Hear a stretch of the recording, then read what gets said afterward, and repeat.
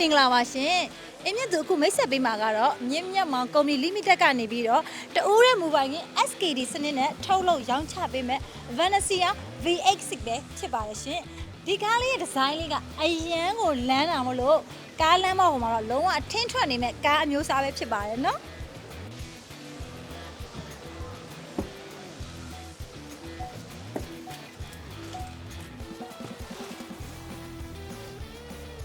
ကဲအခုတွေ့မြင်ရတဲ့အတိုင်းပဲเนาะကားပေါ်ကိုဝင်ခံလိုက်တာနဲ့ကားကအော်တိုဆက်လုပ်ပြီးသားဖြစ်သွားပြီလေ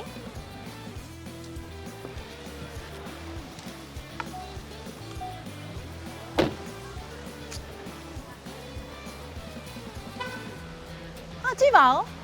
ကားကိုလည်းလုံးဝဆက်သက်စရာမလိုဘူးကားပေါ်ကဆင်းပြီးတာနဲ့တခါတည်းကားတွေကအကုန်ဆက်သက်ပြီးတော့အော်တိုလော့ပါကြာပြီးသားဖြစ်သွားပါပြီရှင်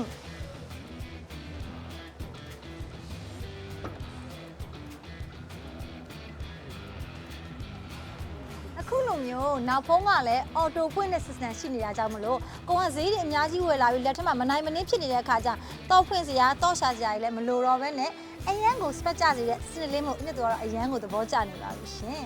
တော့တသားရှိရှိစီးနိုင်ပါလေဒါကကားတွေကိုဝင်တဲ့အချိန်ကနေပြန်ထွက်ချိန်ထိစိတ်ပူပန်မှုကိုလျှော့ချပြီး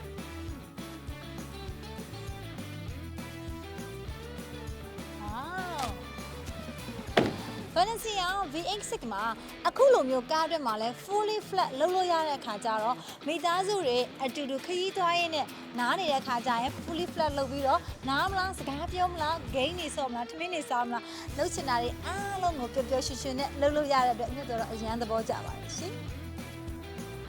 Venecia V86 ကတော့အရန်ကိုပြည့်စုံပြီးကောင်းမွန်လုံးတဲ့ကားတစ်စီးဖြစ်ကြောင်းအမြတ်သူကတော့သတ်မှတ်ပေးကြပါတယ်ရှင်